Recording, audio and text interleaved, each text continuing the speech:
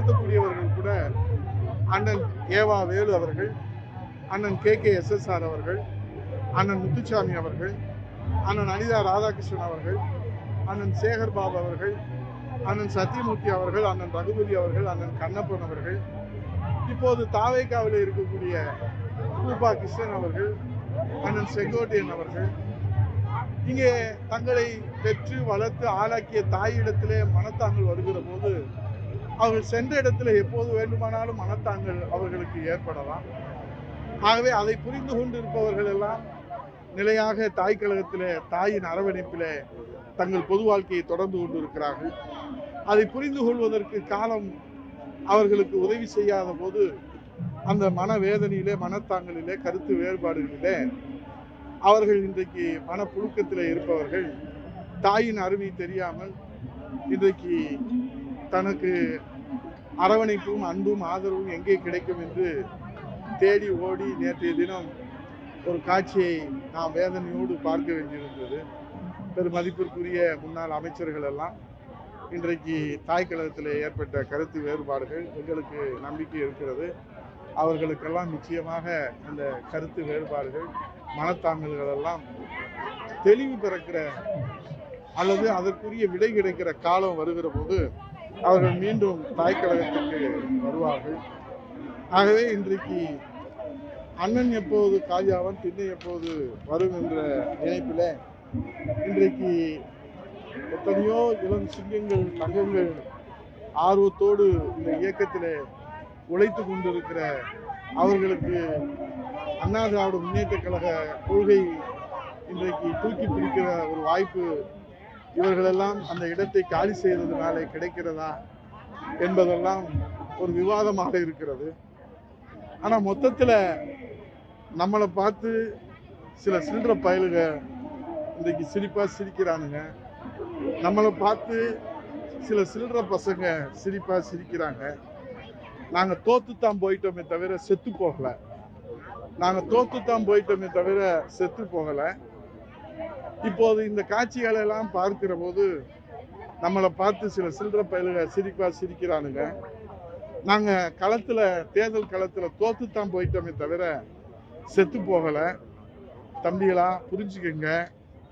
வாழ்க்கையில் நாங்கள் எத்தனையோ இழந்திருக்கிறோம். உங்களையும் பார்ப்போம். எத்தனை விஜய் வந்தாலும் நாங்கள் பார்ப்போம். அதிமுக பல சோதனைகளை, வேதனைகளை தாண்டித்தான் கொள்கை படிப்புள்ள கோடானங்குடி தொண்டர்கள் ஆணி வேறாக இருந்து இந்த இயக்கத்தை தாங்கி பிடித்து கொண்டிருக்கிறார்கள். ஆகவே நேற்றைய காட்சியை பார்த்து சில சில்லற பயல்கள் சிரிக்கிறது எங்களுக்கு வேதனையை அளிக்கிறது.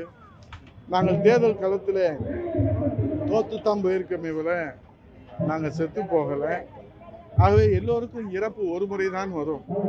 அதை கவனத்தில் வச்சுக்கோங்க விஜய் தம்பி. இன்றைக்கு நீங்கள் ஆடுகிற ஆடுபுலி ஆட்டம் இன்னைக்கு உங்களுக்கு அதிகாரத்தில் இருக்கிற காரணத்தினாலே நீங்கள் அதிகாரத்துக்கு வருவதற்கு முன்பாக கூவி அழைத்தீர்கள். ஒரு காக்கா குருவி கூட உங்களை நம்பி வரவில்லை. நீங்கள் அதிகாரத்துக்கு வருவதற்கு முன்பாக விஜய் தம்பி கூவி அழைத்தீர்கள். ஒரு காக்கா குருவி கூட, ஒரு லெட்டர் பேடு கட்சி கூட உங்களை நம்பி வரவில்லை. ஆனால் இன்றைக்கு மாயாஜாலத்திலே மந்திரத்திலே மாங்காய் பறிப்பதை போல உங்களுக்கு ஆட்சி அதிகாரம் கிடைத்திருக்கிற காரணத்தினாலே இன்றைக்கு உங்களை தேடி ஓடி வருகிறவர்களை வைத்துக்கொண்டு உங்களுக்கு என்ன நடக்குமோ எங்களுக்கு தெரியாது. உங்களுக்கு ஏதாவது ஒன்று ஆச்சுன்னா அதுக்கு அதிமுகவும் நாங்களும் பொறுப்பல்ல. உங்களை தேடி ஓடி வருகிறவர்களுக்கு அவர்களும் 10 மாதம் தான், நாங்களும் 10 மாதம் தான். அவர்களுக்கு ஒரு முறை தான் இறப்பு, எங்களுக்கு ஒரு முறை தான் இறப்பு. ஆகவே தேர்தல் களத்தில் தோத்துத்தான் போயிருக்குமே தவிர செத்து போகலை. ஆகவே உயிர் ஒரு முறை தான் போகும். விஜய் தம்பி, இதை நீங்கள் ஞாபகத்தில் வச்சுக்கோங்க. உங்களுக்கு எச்சரிக்கையாகவும் சொல்லுகிறேன், அன்போடும் சொல்லுகிறேன். அம்புட்டு தான் நான் சொல்ல வர்றது. வாழ்க்கைன்றது ஒரு வட்டம் தான். மேலே இருக்கிறது கீழே வர்றதும், கீழே இருக்கிறது மேலே போகிறதும் இந்த நாட்டில் ஒரு இயற்கையினுடைய நீதியாகத்தான் இருக்குது.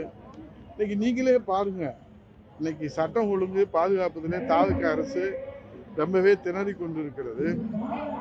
இன்றைக்கு பயிர்க்கடனை ஏற்று முழுமையாக தள்ளுபடி செய்யவில்லை என்று அறிவிப்பு வந்த நாள் முதலாக போராடுகின்ற விவசாயிகள் மேகதாது அணை பிரச்சனையிலே தமிழக அரசு இன்றைக்கு அடுத்த கட்ட நகர்வு என்பது மர்மமாக உள்ளது. இன்றைக்கு பாரத பிரதமர் விஜய் தம்பி சந்திப்பு ஏமாற்றம் அளிக்கிறது. டேக்கப் ஆன நிலையிலேயே வேகத்திலேயே லேண்ட் ஆகிவிட்டது விஜய் தம்பியின் டெல்லி பயணம். ஆகவே மாண்புமிகு பிரதமரிடம் தமிழக நலன் சார்ந்து விவாதிக்க நிறைய பிரச்சனைகள் இருக்கின்றது. அதை பற்றி விஜய் தம்பி விவாதிக்கவில்லை. ஆகவே உழைப்பவரை தேடி கண்டுபிடித்து இயக்கம் நடத்தினால் பலன் உண்டு விஜய் தம்பி. கிடைத்தவரையெல்லாம் கொண்டு கட்சி நடத்தினால் பலன் இல்லை தம்பி. இதை உதயகுமார் சொல்லவில்லை, பேரறிஞர் அண்ணா அவர்கள் சொல்லியிருக்கிறார்கள். உழைப்பவரை தேடி கண்டுபிடித்து இயக்கம் நடத்தினால் பலன் உண்டு, கிடைத்தவரை கொண்டு நடத்தினால் பலன் இல்லை, பேரறிஞர் அண்ணா அவர்கள் சொல்லியிருக்கிறார்கள். ஆகவே இன்றைக்கு என்ன நடந்து விட்டது? தாவேகா 1,72,00,000 ஓட்டு பெற்றிருக்கிறார்கள், வாக்குகள் பெற்றிருக்கிறார்கள். எத்தனை சதவீதம்? 35%. பதிவான வாக்குகளிலே 65% விஜய் வேண்டாம் என்று எதிர்த்து வாக்களித்திருக்கிறார். இந்த அடிப்படை கணக்குகள் புரிந்து கொண்டால் விஜய் தம்பி இப்படி வானத்துக்கும் பூமிக்கும் ஆள் பிடிக்கிற வேலையை அவர் தன் கைக்கூலிகளை வைத்து நடத்த மாட்டார். ஆகவே 35% தாவேகா, இன்றைக்கு திமுக 1,19,00,000. ஆக திமுகவுக்கு எதிர்ப்பாக, திமுக ஆட்சி வேண்டாம் என்று திமுக கூட்டணிக்கு எதிர்ப்பாக 68.5% பேர்கள் வாக்களித்திருக்கிறார்கள்.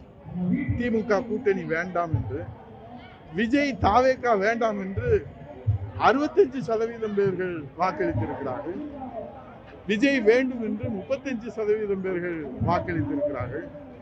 ஆகவே அனைத்து இந்திய அண்ணா திராவிட முன்னேற்ற கழகம் இன்றைக்கு புரட்சி தமிழர் எடப்பாடியார் என்கிற சாமானியருடைய தலைமையிலே வழிகாட்டுதலே பல்வேறு சத்திய சோதனைகளை தாண்டி இன்றைக்கு 1,04,00,000 புரட்சி தமிழர் எடப்பாடியார் முதலமைச்சராக வர வேண்டும் என்று இன்றைக்கு ஆதரவு அளித்து வாக்களித்திருக்கிறார்கள். அதை போன்று நோட்டாவுக்கு கூட மக்கள் வாக்களித்திருக்கிறார்கள். ஆகவே இந்த கணக்கை எல்லாம் புரிந்து கொண்டுதானோ என்னவோ தாவேக்காவிலே தம்பி விஜய கைக்கூலிகளை வைத்துக் கொண்டு ஆள் பிடிக்கிற வேலையை செய்து கொண்டிருக்கிறார்கள். நேற்று ஆதவ அர்ஜுனா அமைச்சர், ஒரு பைத்தியக்கார அமைச்சர் சொல்லுகிறார் 50% அதிமுகவை சேர்த்து விட்டோம் என்று. அவருக்கு பைத்திய நீட்டம் பிடித்து விட்டதா என்று தெரியவில்லை. 50% எங்கே சேர்த்தார் என்று. அதை விட இன்னொரு கணக்கும் சொல்லுகிறார், தாவேக்காவுக்கு அதிமுக தான் வாக்களித்தது என்று. அட பைத்தியக்கார அமைச்சரே, தாவேக்காவுக்கு அதிமுக வாக்களித்தது என்று சொன்னால் விஜய் முதல்வராக வர முடியாது. பொதுச் செயலாளர் புரட்சி தமிழர் எடப்பாடியார் தான் முதலமைச்சர் அறையில் அமர முடியும். இந்த அரக்கிற்கு பைத்தியங்களை எல்லாம் அமைச்சரவையில உட்கார வைத்து நம்ம பார்க்கணும், நம்ம தலைவிதி, இதெல்லாம் நேரமுடா சாமி. ஆகவே இந்த நிலையிலே நாம் சென்று கொண்டு இருக்கிற போது நாங்கள் தேர்தல் களத்திலே தோத்துத்தான் போயிட்டோமே தவிர செத்து போய்விடவில்லை என்பதை மீண்டும் நான் எதிரிகளுக்கு அண்ணா திராவிட முன்னேற்ற கழகம் இன்றைக்குமே சிம்ம சொப்பனமாக இருக்கும் என்பதை சொல்லி, மக்கள் சேவையை மகேசின் சேவை என்று புரட்சி தமிழர் ஐயா எடப்பாடி அவருடைய தலைமையில இன்னைக்கு தேர்தல் களத்துல நின்ற வேட்பாளர்கள்ல ஸ்டாலின் முதலமைச்சர் வேட்பாளராக நின்றாரு, விஜய் முதலமைச்சர் வேட்பாளராக நின்றாரு, சீமான் முதலமைச்சர் வேட்பாளராக நின்றாரு, புரட்சி தமிழர் ஐயா எடப்பாடியார் மாண்புமிகு எதிர்க்கட்சி தலைவர் முதலமைச்சர் வேட்பாளராக நின்றார். ஆனால் இன்றைக்கு தமிழ்நாட்டில் 234 தொகுதிகளில அதிகமான வாக்குகளை பெற்று ஏறத்தாழ 1,00,000 வாக்குகள் வித்தியாசத்தில மக்கள் நம்பிக்கையை பெற்றிருக்கிறார். ஆகவே எடப்பாடியிலே பெற்ற அந்த நம்பிக்கை தமிழகம் முழுவதும் புரட்சி தமிழர் ஐயா எடப்பாடியார் பெறுகின்ற நாள் வெகு தொலைவிலே இல்லை. விஜய் தம்பி அவர்களே, நீங்கள் உங்கள் மீதே நம்பிக்கை இல்லாமல் தான் 2 தொகுதியிலே போட்டியிட்டு 1 தொகுதியிலே இன்றைக்கு நீங்கள் ராஜினாமா செய்திருக்கிறீர்கள். ஆனால் புரட்சி தமிழர் ஐயா எடப்பாடியார் அவர்கள் தமிழ்நாட்டிலே தொடர்ந்து இன்றைக்கு எடப்பாடி தொகுதியிலே 1,00,000 வாக்கு வித்தியாசத்திலே, ஆனால் எதிர்த்து போட்டியிட்ட ஸ்டாலின் அவர்கள் குளத்தூர் தொகுதியிலே தோற்று போய்விட்டார். பாரதிய ஜனதா கட்சியினுடைய நயினார் நாகேந்திரன் அவர்கள் தோற்று போய்விட்டார்கள். அதே போன்று சீமான் அவர்கள் காரைக்குடியிலே தோற்று போய்விட்டார்கள். அதே போன்று காங்கிரஸ் கட்சியுடைய தலைவர் செல்வ பெருந்தகை தோற்று போய்விட்டார்கள். இப்படி தலைவர்கள் எல்லாம் தோற்று போகிற போது புரட்சி தமிழ் ஐயா எடப்பாடி தொகுதியிலே எப்படி 1 லட்சம் வாக்குகள் வித்தியாசத்தில் அந்த மக்களுடைய நம்பிக்கையை பெற்றிருக்கிறாரோ அதே போன்று தமிழகம் முழுவதும் மக்களின் நம்பிக்கை பெறுகிற நாள் வெகு தொலைவில் இல்லை, காலம் கடிந்து வரும். அந்த காலம் வருகிற வரை அண்ணா திராவிட முன்னேற்ற கழக விசுவாச தொண்டர்கள் மக்கள் சேவையை மகேசன் சேவை என்று பேரறிஞர் பெருந்தகை அண்ணாவுடைய வழியிலே, தந்தை பெரியார் காட்டிய வழியிலே, பொன்மனச்செம்மல் புரட்சித் தலைவர் எம்ஜிஆர் வழியிலே, தமிழக குலசாமி இதயதெய்வம் புரட்சித் தலைவர் அம்மா வழியிலே, எடப்பாடியார் தலைமையிலே உழைக்கிற விசுவாச தொண்டர்கள் கூட்டம், கோடான கோடி தொண்டர்கள் கூட்டம். அந்த தொண்டர்கள் கூட்டத்தினுடைய ஒரு செங்கலை கூட ஆதவ அர்ஜுனா அல்ல, பல கட்சி மாறிகள் இன்றைக்கு அதற்கு விளக்கம் கொடுக்கிறார்கள். மதுரையிலே கூட இந்த மாவட்டத்தினுடைய அமைச்சர் என் அருமை தம்பி நிர்மல்குமார் அவர்கள் அவருக்கு தெரிந்த வரலாறை அவர் சொல்லியிருக்கிறார். ஆனால் அவர் வரலாறு என்பது மதுரை மக்களுக்கு தெரியும். அவர் இந்த சமீப காலங்களில் மட்டும் எத்தனை கட்சிக்கு மாறி வந்தார். அவர் அமமுகவில் இருந்தார். அதற்கு பிறகு பாரதிய ஜனதா கட்சியிலே அண்ணாமலையினுடைய டிஜிட்டல் புரோகிராமராக இருந்தார். அதற்கு பிறகு புரட்சி தமிழ் ஐயா எடப்பாடி அவருடைய தலைமையேற்று அதிமுகவிலே வந்தார். அதற்கு பிறகு கடைசியாக தாவேக்காவுக்கு போனார். இப்போது கூட அதிமுக ஆட்சியை பிடித்திருந்தால் அவர் மீண்டும் அதிமுகவுக்கு அடைக்கலம் புகுந்திருப்பார். ஆகவே ஆளுகிற கட்சியிலே அடைக்கலம் ஆவதற்கென்று தமிழகத்திலே பொது வாழ்க்கையிலே ஈடுபடக்கூடிய சில பேர் இருக்கிறார்கள். ஆனாலும் வாழ்ந்தாலும் வீழ்ந்தாலும் ஒரே இயக்கம், வாழ்ந்தாலும் வீழ்ந்தாலும் ஒரே இயக்கம், ஒரே கொள்கை, ஒரே லட்சியம், ஒரே தலைவர் என்று வாழ்கிற கோடான கோடி தொண்டர்கள் அண்ணா திராவிட முன்னேற்ற கழகத்திலே இந்த இயக்கத்தை கட்டி காப்பாற்றுவார்கள் என்பதுதான் வரலாறு.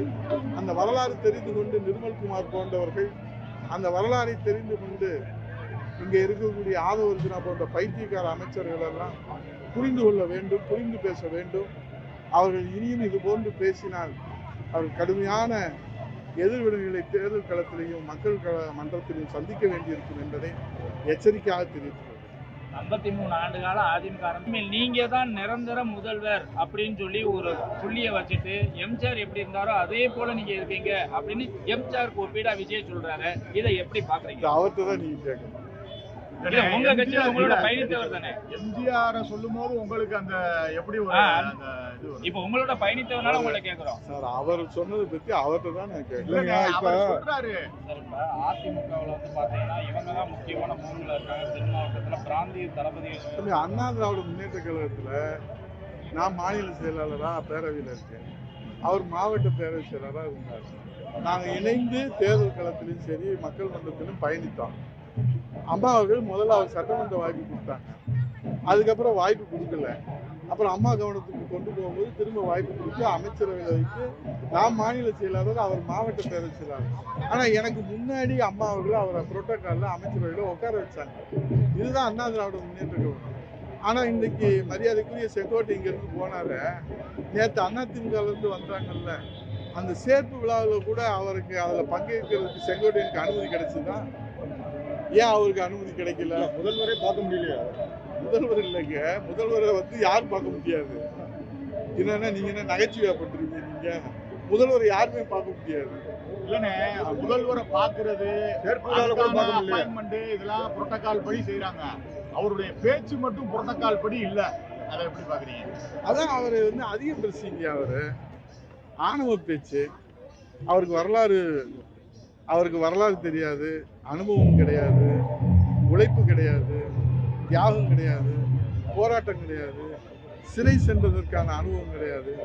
சிறைனாலே 41 நாள் ஓடி போய் 41 பேர் இறந்ததுல போய் ஒளிஞ்சுக்குவாரு.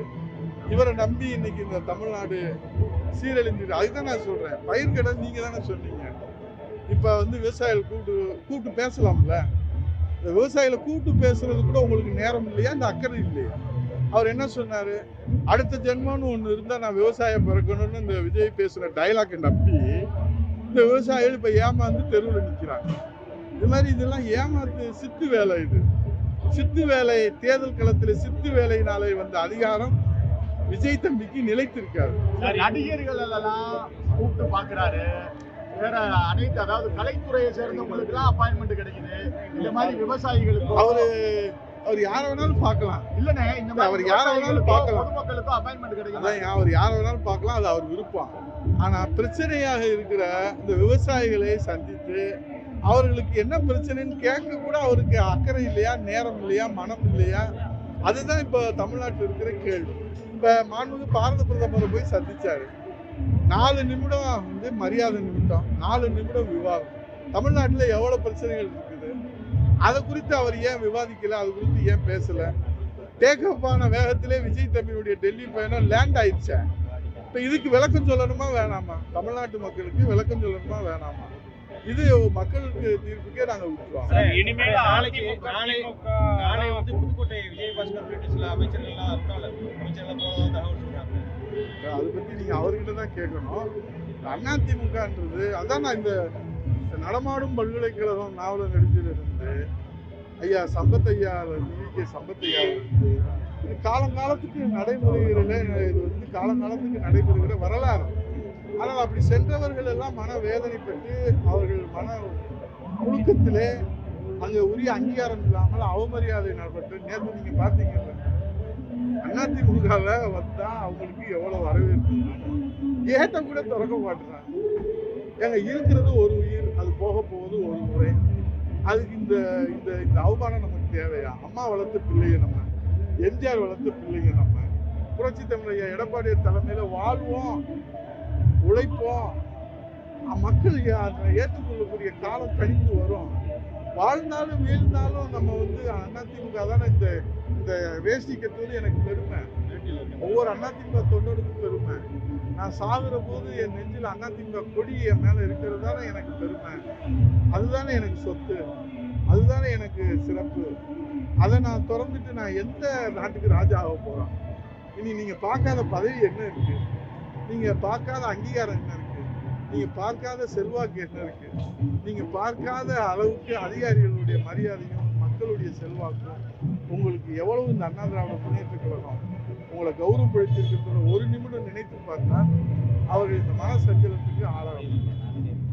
ஆனா பிரிந்து சென்றவர்கள் எல்லாம் ஒரே வார்த்தை சொல்றாங்க, உங்க பொதுச் செயலாளர் ஆணவ பேச்சால ஆணவத்தால தான் எங்களெல்லாம் இழந்துகிட்டு இருக்காரு அப்படிங்கிறாங்க. எதுக்கு உங்க கருத்து என்ன? இல்ல, பொதுவாகவே தேர்தலுக்கு முன்பாக நாம் எடப்பாடியார் முதலமைச்சராக தேர்தல் களத்தில் நிறுத்தி நாம் மக்களை சந்திப்பதற்கு முன்பாக இப்படி கருத்து சொல்லியிருந்தால் அந்த கருத்துக்கு உண்மையான மதிப்பை மக்கள் கொடுத்திருப்பார்கள். இப்போது காரணத்தை தேடி நான் இருக்கிற இடத்தை விட்டு செல்வதற்கு ஒரு காரணத்தை தேடுகிற போது சொல்லுகிற காரணம் மதிப்புடையதாக மக்களிடத்தில் ஏற்றுக்கொள்ளக்கூடியதாக இருக்காது. அவர்கிட்ட ஒரு தாயுள்ள இல்ல, ஒரு அரவணைப்பு இல்ல, அதனாலதான் நாங்க பிரிந்து போறோம்.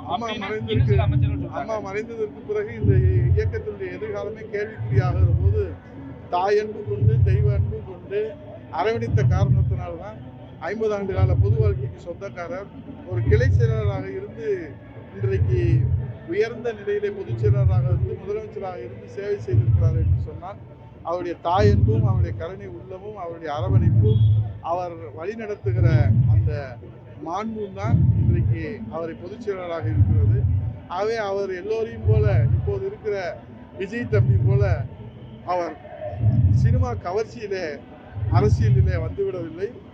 தன்னுடைய உழைப்பால், தன்னுடைய தியாகத்தால், தன்னுடைய அரவணைப்பால், தன்னுடைய தாய் உள்ளத்தால், தன்னுடைய தெய்வ உள்ளத்தால் தான் அவர் அண்ணா திராவிட முன்னேற்ற கழகத்துடைய பொதுச் செயலராகவும் நாளை முதலமைச்சராகவும் வரக்கூடிய வாய்ப்பும் காலமும் கனிந்து வரும். இப்ப நீங்க பேட்டியில கூட விஜய்க்கு என்ன நடக்கும் சார், ஏதாவது நடந்தால் பொறுப்பு இல்லைங்கிறீங்க. விஜய்க்கு அதுதான் இத்தனை எச்சரிக்கையா தான் சொல்றேன். அதான் சொல்றேன், உழைப்பவர்களை தேடி நீங்கள் வாய்ப்பு கொடுத்தால் அது பலன் உண்டு.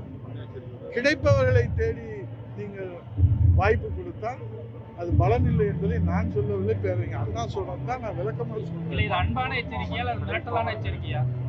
எப்படி வேணாலும் விஜய் தம்பி எப்படி புரிஞ்சாலும் அதுக்கு நாங்கள் ஒன்றும் கவலைப்படலை, அதுக்கு நாங்கள் அஞ்ச போவதும் இல்லை. இது எப்படி எடுத்துக்கிட்டாலும் சரி.